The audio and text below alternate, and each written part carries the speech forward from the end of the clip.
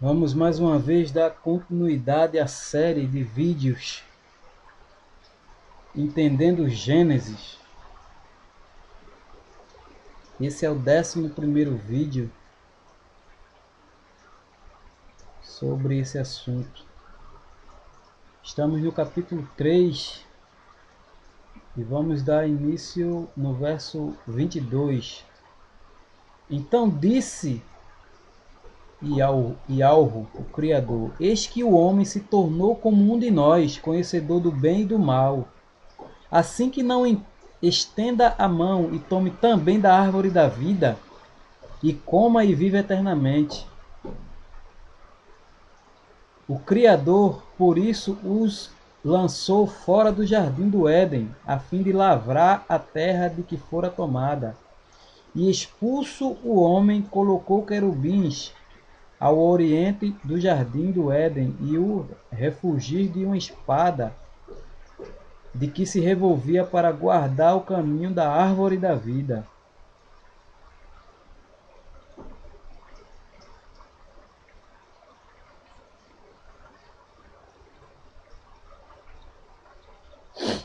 No verso 21, dá para perceber quando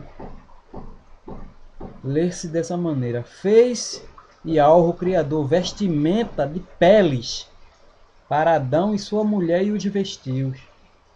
Perceba que muito antes, no capítulo 7, no versículo 7, percebendo que estavam nus, coseram folhas de figueiras e fizeram cintas para si. Eles coseram folhas de figueira e fizeram cintas e vestiram essas cintas, representando a justiça, que simboliza a justiça, ou seja, eles querendo encobrir o erro que cometeram. Porém, perceba que no verso 21 desse mesmo capítulo, que é o 3, o Criador tira essa veste, essa justiça que é trapo de imundícia, que não serve para se justificar diante do Pai, e da pele de um animal.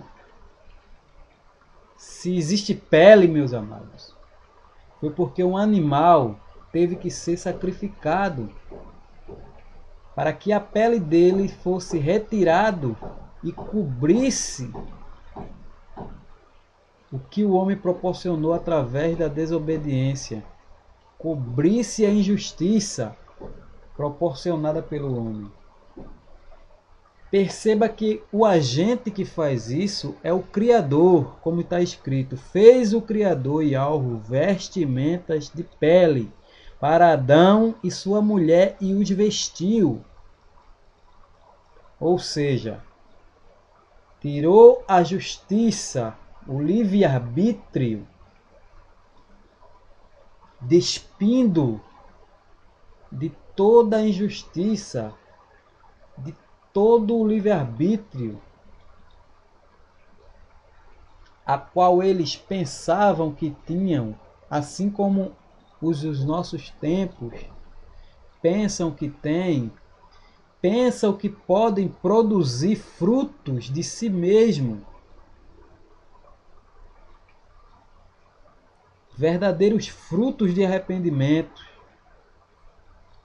quando na verdade esse fruto provém do Criador, mediante o Espírito que vivifica o que está morto, morto por causa da desobediência do jardim.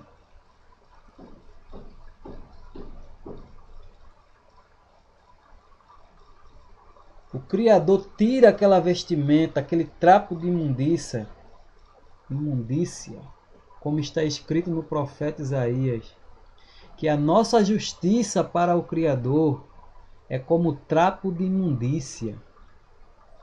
Se a nossa justiça para o Criador é como trapo de imundícia, o que resta para nós? O que resta para o nosso livre-arbítrio, como é colocado por muitos, principalmente do sistema religioso? Que escolha me resta, se até a minha justiça é como um trapo de imundícia para o Criador? Palavras de Isaías.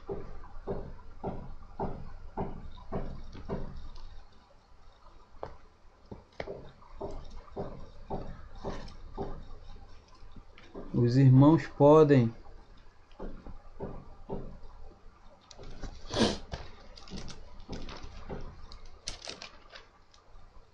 verificar esse fato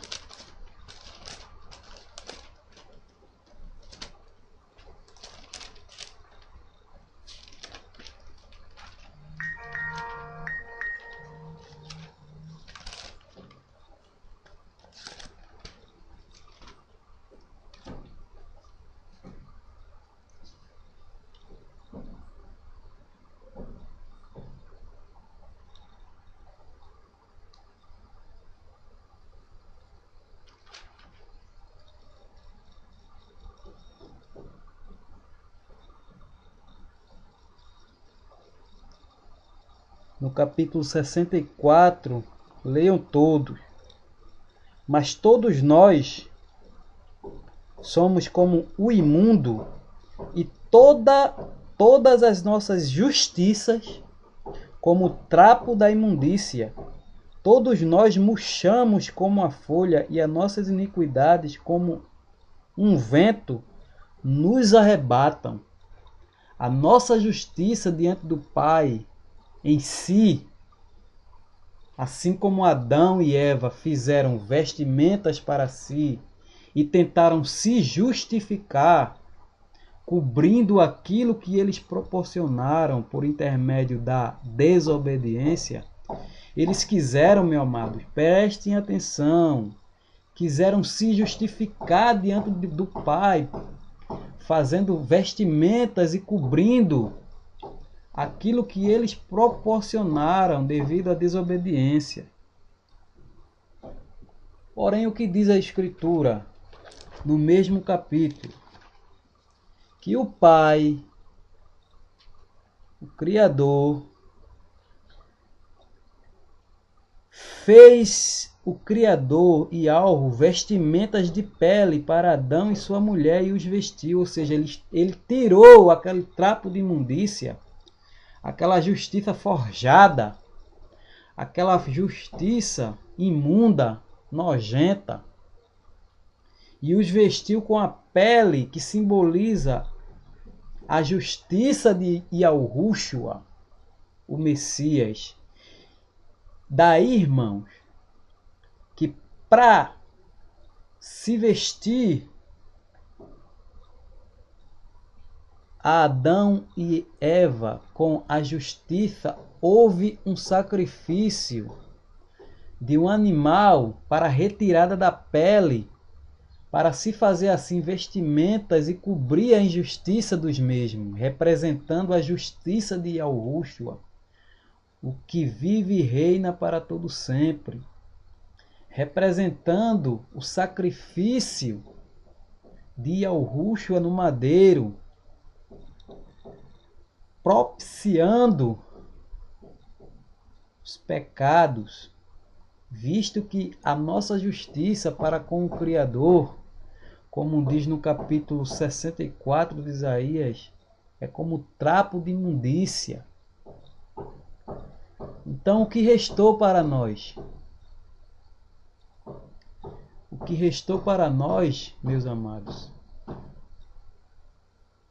foi e é a justiça do próprio Criador, por intermédio de Yahushua, o que vive e reina, o que foi morto, pendurado no madeiro, morto, sepultado, e que ao terceiro dia ressurgiu dos mortos, está assentado à direita do Criador Todo-Poderoso, de onde há de vir a julgar os vivos e os mortos. Eu creio que os amados perceberam a razão dos fatos, o porquê de tantas as coisas, mediante esses vídeos que foi apresentado por esse que não é nem um líder religioso, nem fez curso de teologia, mas que possui o Espírito do Pai, a qual ensina todas as coisas. Espero ter sido, por intermédio do Espírito, compreensivo aos demais irmãos, e não fiqueis tão somente nas minhas palavras, mas examinai as Escrituras, e chegueis, por intermédio do Espírito do Criador, à conclusão, não que venha por intermédio desse que vos fala, mas por intermédio das Escrituras.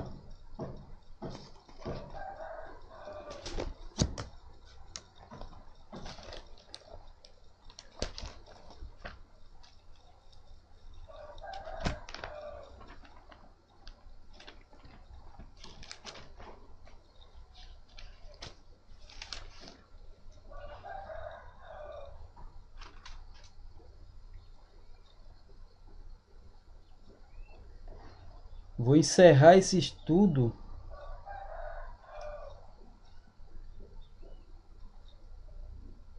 com a primeira carta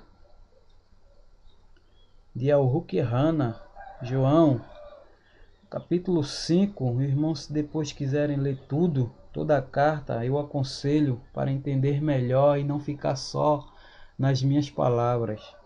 Quando diz: este é aquele que veio por meio de água e sangue, e Yahushua, o Messias, não somente com água, mas também com água e sangue, com água e com sangue.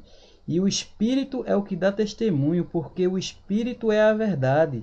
Pois há três que dão testemunho no céu: o Pai, a Palavra e o Espírito do Criador. E estes três são um.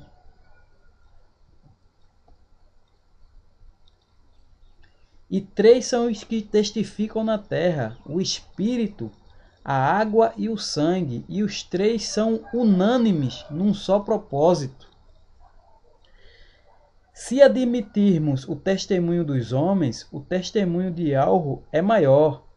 Ora, este é o testemunho de Yahweh, que ele dá acerca do seu Filho. Aquele que crê no Filho de Yahweh tem em si o testemunho. Aquele que não dá crédito a Yahweh o faz mentiroso, porque não crê no testemunho que Yahweh dá acerca do seu Filho. E o testemunho é este, que Yahweh nos deu a vida eterna, e esta vida está no seu Filho. Aquele que tem o Filho tem a vida. Aquele que não tem o Filho de Yahweh não tem a vida. Estas coisas vos escrevi a fim de saberdes que tende a vida eterna, a vós outros que credes em o nome do Filho de Yahweh. E esta é a confiança que temos para com ele, que se pedirmos alguma coisa segundo a sua vontade, ele nos ouve. E se sabemos que ele nos ouve quanto ao que lhe pedimos, estamos certos de que obtemos os pedidos que lhe temos feito. Se alguém vir a seu irmão cometer pecado, não para a morte, pedirá e Yahweh lhe dará vida. Aos que não pecam para a morte, há pecado para a morte, e por esse não digo que rogue. Toda injustiça é pecado, e há pecado para a morte. Sabemos que todo aquele que é nascido de Yahweh não vive em pecado. Antes, aquele que nasceu de Yahweh o guarda. Aquele que nasceu de Yahweh o guarda, e o maligno não lhe toca. Sabemos que somos de Yahweh e que o mundo inteiro jaz no maligno. Findo essa série de vídeos, desejando que o Espírito do Pai abra o entendimento dos amados irmãos para entender o que as Escrituras de fato querem nos mostrar. Desejo a todos tudo de bom e a paz de Yahweh.